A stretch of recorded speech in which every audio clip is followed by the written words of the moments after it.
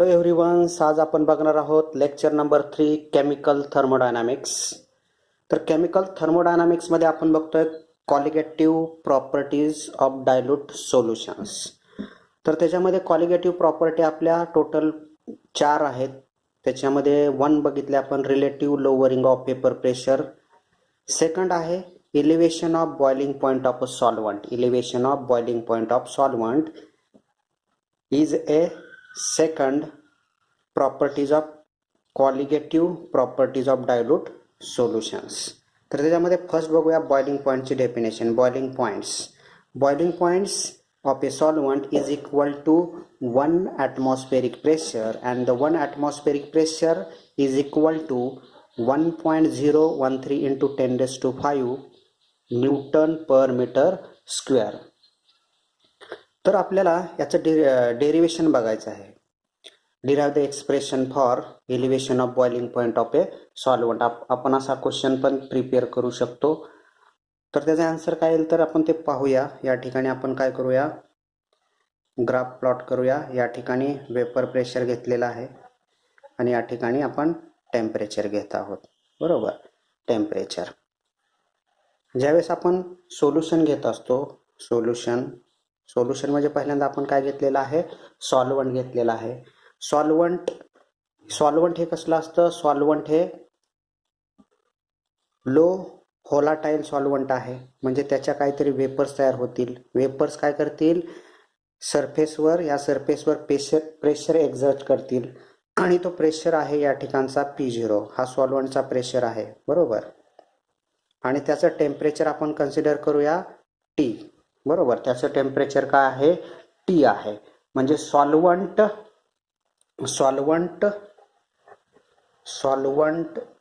Pressure P0 at temperature T या ठिकाणी आलेला आहे. त्यानंतर आपण याच्यामध्ये काय करूया, addition of non volatile solute. जर याच्यामध्ये आपण ॲड केलं, ॲड नॉन व्होलाटाईल सोल्यूट. याच्यामध्ये जर नॉन व्होलाटाईल सोल्यूट झालं तर या ठिकाणी काय होणार आहे, आता सोल्युशन प्रिपरेशन होणार आहे.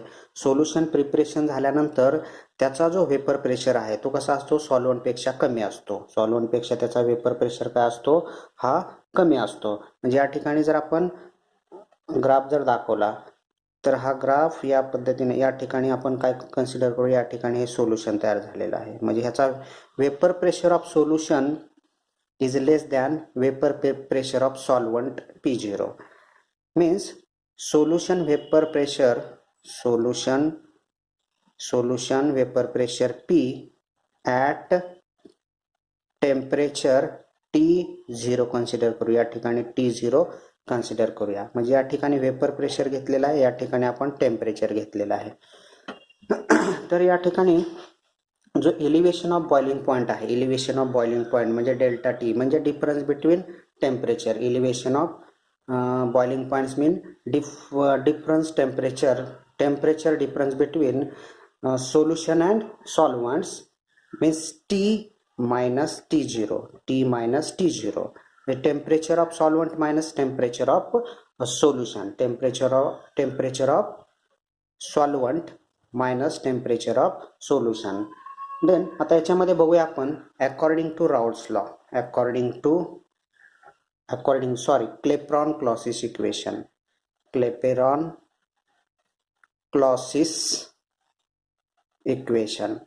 तर क्लेपेरॉन क्लॉसिस इक्वेशन हे आपण SYBSC केमिकल थर्मोडायनामिक्स मध्ये पाहिलेलं आहे. तर ते इक्वेशन काय आहे, LAN P/P0 is equal to minus LV/R 1/T0 minus 1/T. याला इक्वेशन नंबर 1 म्हणूया. हे काय आहे, क्लेपेरॉन क्लॉसिस इक्वेशन आहे. हे काय आहे, क्लेपेरॉन क्लॉसिस इक्वेशन. तर हे इक्वेशन जर आपण सिम्प्लिफाय केलं, LAN P/P0 is equal to minus LV/R, डिनॉमिनेटरला T0 into T.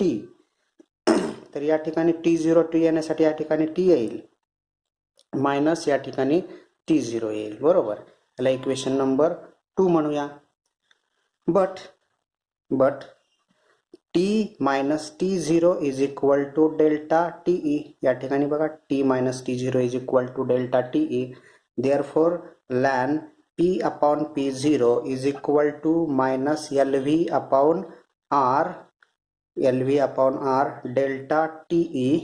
delta TE upon T0 into T. Equation number 3 या ठिकाणी आलेला आहे आपलं इक्वेशन नंबर 3.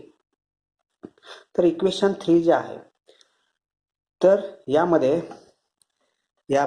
LV म्हणजे काय आहे, what is mean by LV means latent heat of vaporization. LV means latent heat of vaporization. त्यानंतर R means काय आहे, R means gas constant. And gas constant value is equal to 8.314 joule per Kelvin per mole. He gas कॉन्स्टंटची value असते. तर next point इथपर्यंत तुम्हाला हे पूर्ण समजलेलं असेल. But T is equal to T0 is equal to T. T0 is equal to T.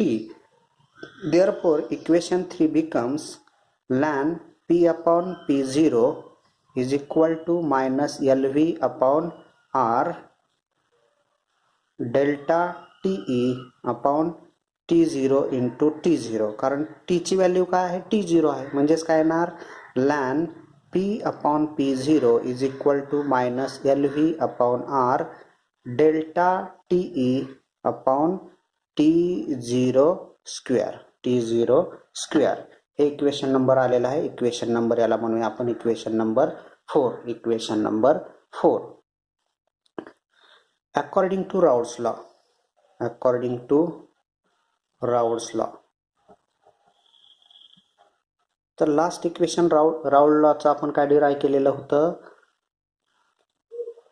ln P upon P0 is equal to ln 1 minus x2. बरोबर. म्हणजे थोडक्यात काय, P upon P0 is equal to 1 minus x2. P upon P0 is equal to 1 minus x2.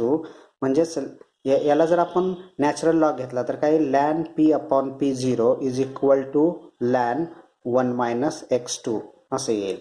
म्हणजेच ln P upon P0 ची value काय आहे या ठिकाणी, ln 1 minus x2.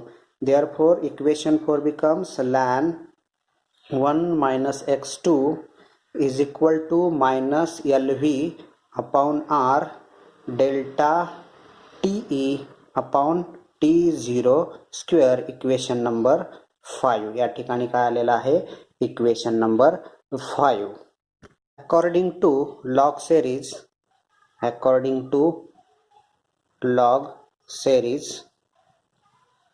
ln 1 minus x2 is equal to minus x2 raised to 2 upon 2 minus x2 raised to 3 upon 3.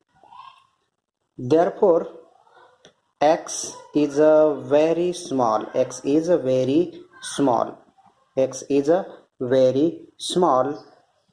Therefore ln 1 minus x2 is equal to minus x2. म्हणजे याची पूर्ण value काय आलेली आहे, minus x2 आलेली आहे. Therefore equation 5 becomes minus x2 is equal to minus LV upon R into delta TE upon T0 square. याला काय म्हणूया आपण, इक्वेशन नंबर 6 म्हणूया. Equation number 6. आणि हे दोन्ही प्लस होतील, मायनस मायनस दोन्ही काय होतील, दोन्ही प्लस होऊन जातील. But we know that mole fraction of solute is equal to number of moles of solute upon number of moles of solvent plus number of moles of solute. For dilute solution,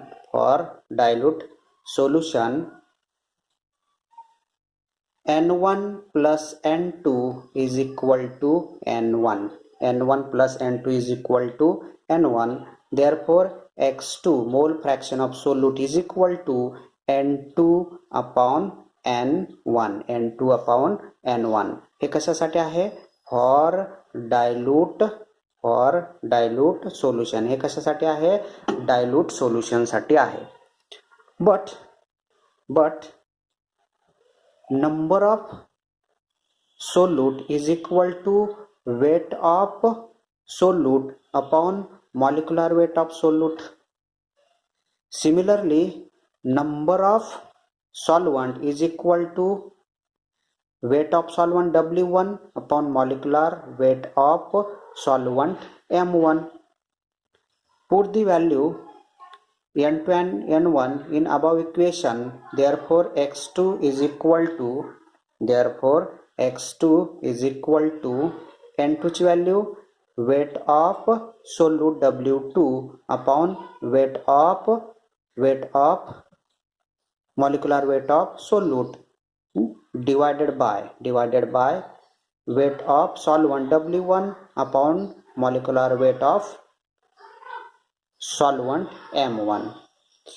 Therefore, X2 is equal to W2 upon M2. हे divide आहे. Multiply केल्यानंतर काय होईल? Molecular weight of solvent हे न्यूमरेटरला जाईल आणि weight of solvent हे डिनॉमिनेटरला येईल. W1 हे डिनॉमिनेटरला येईल. म्हणजे आपल्याला हे X2 ची व्हॅल्यू मिळालेली आहे. तर आपण put the value X2 in equation 6. Therefore, equation 6 become W2 upon M2 into M1 upon W1 is equal to LV upon R delta TE upon T0 square. Equation number 7. या ठिकाणी आपलं काय आलेलं आहे? इक्वेशन नंबर 7 या ठिकाणी आलेला आहे. तर हे इक्वेशन नंबर जे 7 आहे, तर याला काय करायचं? Rearrange equation 7. Rearrange equation 7. Therefore, equation 7 becomes delta TE is equal to RT0 square upon LV हे LV डिनॉमिनेटरला जाईल इंटू LV आहे W2 हे W2 वगैरे हे या सिरीज मध्ये क्रॉस मल्टिप्लिकेशन मध्ये येतील. म्हणजे W2 into M1 upon M2 into W1 हे काय होतील? ह्या सिरीज काय होतील? ह्या दोन्ही सिरीज काय होतील? M2 आणि W1 ह्या या ठिकाणी येतील. क्रॉस मल्टिप्लिकेशन झालेलं आहे. हे आपण इक्वेशन रिअरेंज केलेलं आहे. हे रिअरेंज केलेल्या इक्वेशनला आपण इक्वेशन नंबर 8 म्हणूया. इक्वेशन नंबर या ठिकाणी आपण 8 कन्सिडर केलेला आहे. But latent heat of vaporization LV is equal to small LV हे कॅपिटल LV आहे. Small LV into molecular weight of solvent M1. LV ची व्हॅल्यू या ठिकाणी ठेवा. Therefore, delta TE is equal to RT0 square upon small LV into M1 into W2 into M1 upon M2 into W1. तर या ठिकाणी बघा काय होऊ शकतं? या ठिकाणी बघा हे M1 get cancel.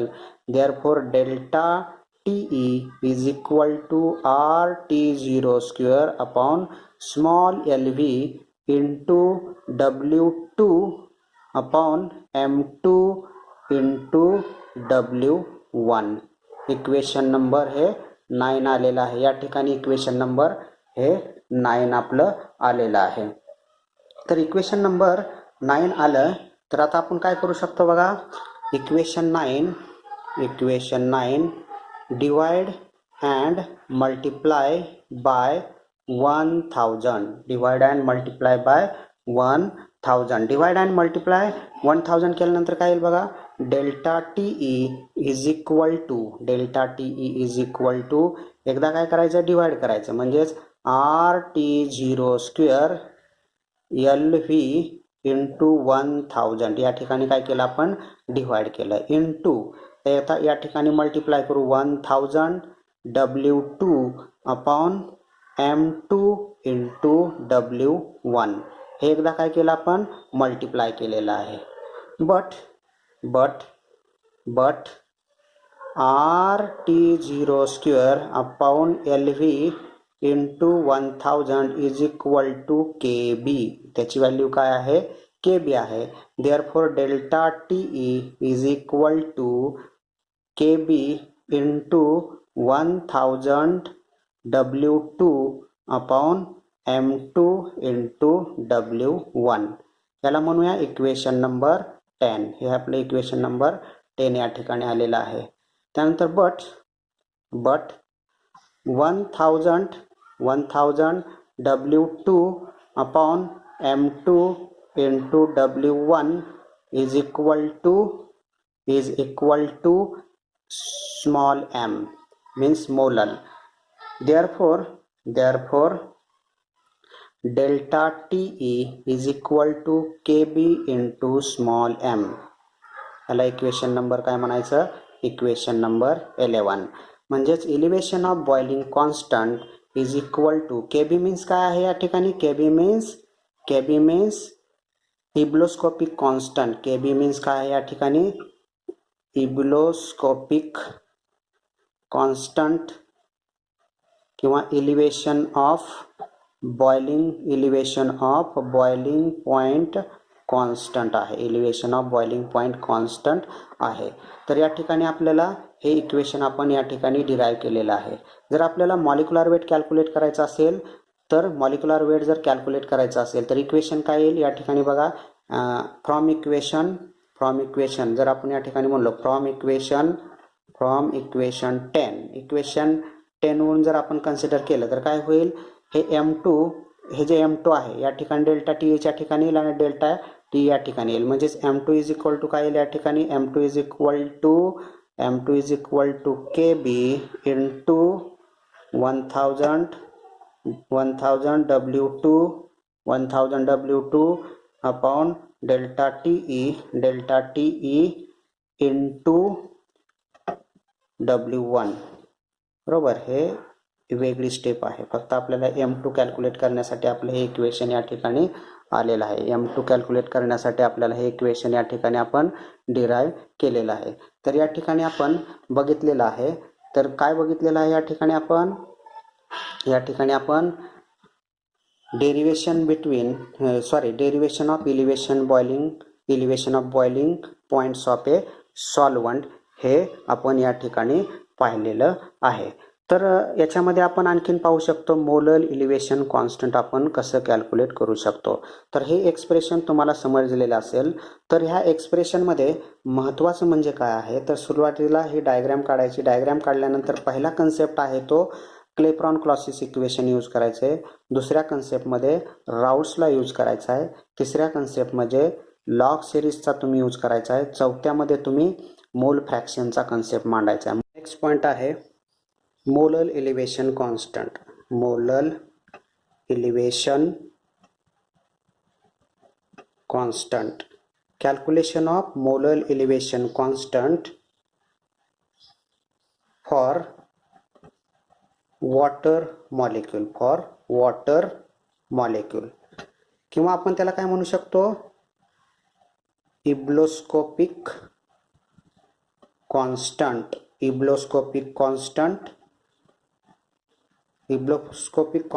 Is denoted by KB. हे आपण elevation of boiling point derivation मध्ये आपण हे पाहिलेलं आहे. Elevation of boiling point, derive the expression for elevation of boiling points. तर त्याच्यामध्येच आपण काय बघतोय, वॉटरचा मोलर इलिव्हेशन कॉन्स्टंट हा किती असतो. तर एक्झाम्पलमध्ये सोडवण्यासाठी आपल्याला फार महत्त्वाचा पॉईंट्स आहे. तर molar elevation constant KB is equal to Kb is equal to RT0 square upon 1000 into LV. 1000 into LV हा आपण formula elevation of boiling point मध्ये आपण डिराइव्ह केलेला आहे. तर याच्यामध्ये R इज इक्वल टू काय आहे, गॅस कॉन्स्टंट आहे. R is equal to gas constant आहे आणि गॅस कॉन्स्टंटची व्हॅल्यू किती असते, 8.314 joule per mole per kelvin ही गॅस कॉन्स्टंटची व्हॅल्यू आहे. त्यानंतर LV मीन्स काय, याच्यामध्ये LV means latent heat of vaporization आहे. Latent heat vaporization of water molecule. The latent heat of vaporization value of water molecules is equal to 2258.9 joule per gram. And the boiling point of water T0 is equal to 373 Kelvin. तर यामध्ये molar elevation कॉन्स्टंटमध्ये आपल्याला gas constant value माहीत असेल, त्यानंतर boiling point of water माहीत असेल, त्यानंतर latent heat of vaporization of water molecule या पूर्ण व्हॅल्यू माहीत असतील तर आपण वॉटरचा मोलर एलिव्हेशन कॉन्स्टंट हा इझिली कॅल्क्युलेट करू शकतो. Therefore Kb is equal to R ची गॅस कॉन्स्टंटची व्हॅल्यू काय, 8.314 into T0 means 373 into 373 upon 1000 into 589.9 हा जर पूर्ण फॅक्टर जर आपण सॉल्व केला, तर याची व्हॅल्यू काय येईल, या ठिकाणी लिहितो 0.512 केल्विन केजी पर मोल. जो मोलर एलिव्हेशन कॉन्स्टंट हा कशाचा आलेला आहे, वॉटरचा आले. Molar elevation constant for H2O molecules आणि त्याचा किती असतो, 0.512 केल्विन केजी पर मोल. आणि केल्विन केजी पर मोल हे कशाचं युनिट आहे, मोलर एलिव्हेशन कॉन्स्टंटचं युनिट आहे. तर आपण काही सॉल्व्हंट्स बघूया, काही सॉल्व्हंट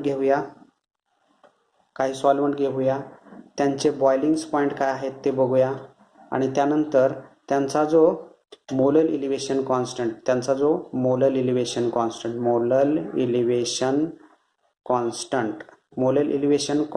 हा नेहमी कशामध्ये असतो, केल्विन केजी पर मोल मध्ये असतो आणि बॉइलिंग पॉइंट हा केल्विन मध्ये असतो. तर सॉल्व्हंट नंबर आपण एक सॉल्व्हंट बघूया. नंबर 1 सॉल्व्हंट घेतलेला आहे या ठिकाणी. नंबर 1 सॉल्व्हंट ॲसेटिक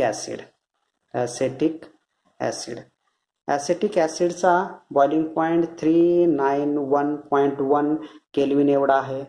त्याचा molar elevation constant 3.14 kelvin KG per mole आहे. सेकंड सॉल्व्हंट घेऊया, ॲसिटोनचा बॉइलिंग पॉइंट 329.5 केल्विन एवढा आहे. केल्विन आपण या ठिकाणी लिहिलेला आहे आणि त्याचा molar elevation constant 1.73 kelvin KG per mole. Number 3 solvent घेऊया,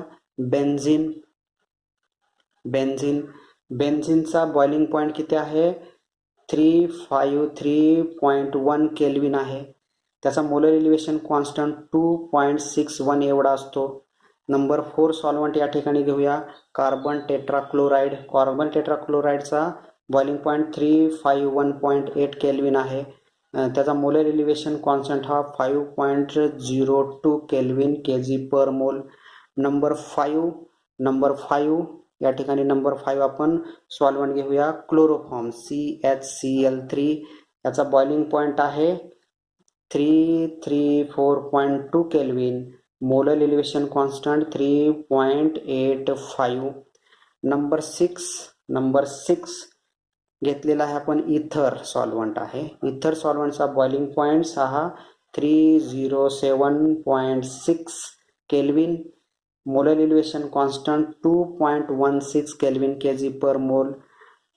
नेक्स्ट सॉल्वंट आहे इथाइल अल्कोहोल. इथाइल अल्कोहोलचा जो बॉइलिंग पॉईंट आहे तो किती असतो 351.3 kelvin. Molar elevation constant 1.19 kelvin kg पर मोल. नेक्स्ट सॉल्वंट आहे मिथाइल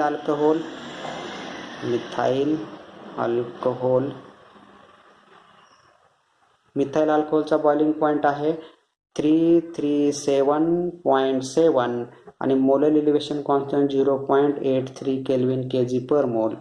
आणखीन एक घेऊया वॉटरचा तर आपण आता डिराईव्ह केलेला आहे. वॉटरचा बॉइलिंग पॉईंट हा किती असतो या ठिकाणी बघितलं आपण, या ठिकाणी दिलेला आहे किती आहे 373 केल्विन असतो आणि त्याचा मोलर इलिव्हेशन कॉन्स्टंट या ठिकाणी आपण डिराईव्ह केलेला आहे 0.512 केल्विन kg पर मोल.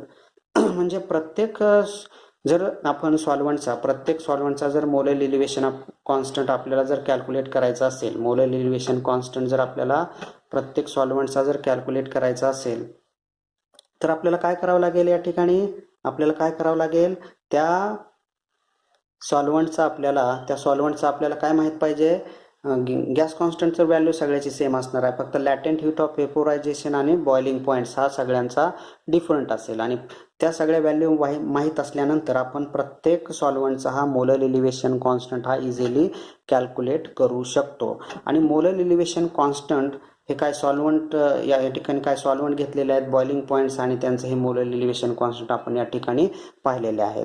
तर हे मोलर इलिव्हेशन कॉन्स्टंट तुम्हाला लक्षात ठेवायची काय गरज नाही आहे, फक्त वॉटरचा ठेवला तरी चालेल. फक्त काही एक्झाम्पल सोडवण्यासाठी हे मोलर इलिव्हेशन आणि बॉइलिंग पॉईंट्स आपल्याला माहीत पाहिजेत, परंतु ते न्यूमेरिकल्समध्ये त्याचा बॉइलिंग पॉईंट्स आणि मोलर इलिव्हेशन कॉन्स्टंट पण आपल्याला त्या ठिकाणी दिलेला असतो. त्यामुळे न्यूमेरिकल व्यवस्थित आपण रीड केल्यानंतर त्याच्यामध्ये आपल्याला मोलर इलिव्हेशन कॉन्स्टंट दिसेल, त्यानंतर बॉइलिंग पॉईंट दिसेल आणि त्यानंतर आपण ते न्यूमेरिकल इझिली सॉल्व करू शकतो. फक्त याच्यामध्ये महत्त्वाचं म्हणजे काय, molar elevation constant of water value ही महत्त्वाची आहे, कारण ही शक्यतो आपल्याला मोस्टली हीच व्हॅल्यू आपल्याला न्यूमेरिकल्समध्ये आपल्याला म्हणजे लागते न्यूमेरिकल सोडवण्यासाठी लागते. तर आपण केमिकल थर्मोडायनामिक्स लेक्चर नंबर 3 मध्ये expression for molar elevation constant हा एक पॉईंट पाहिलेला आहे. त्यानंतर molar elevation constant for water molecule हे कॅल्क्युलेट केलेलं आहे. त्यानंतर सॉल्वंट्स काय घेतले, त्यांचे बॉइलिंग पॉईंट्स आणि त्यांचं मोलर इलिव्हेशन कॉन्स्टंट हे आपण पूर्ण घेतलेलं आहे. हे पूर्ण आपण या ठिकाणी लेक्चर नंबर 3 मध्ये पूर्ण एवढे पॉईंट्स पाहिलेले आहेत. तर लेक्चर नंबर 3 जे आहे, लेक्चर नंबर 3 आपण या ठिकाणी स्टॉप करूया, बरोबर. आणि लेक्चर नंबर 4 मध्ये आपण याच्यावरचे मोलर इलिव्हेशन कॉन्स्टंटवरचे मोलर इलिव्हेशन कॉन्स्टंटवरचे काय न्यूमेरिकल्स आहेत ते सॉल्व करूया, किंवा experimental determination of elevation of boiling points हे नेक्स्ट लेक्चरमध्ये आपण पाहणार आहोत. तर लेक्चर नंबर 3 केमिकल थर्मोडायनामिक्स हे आपण या ठिकाणी स्टॉप करीत आहोत. थँक्यू.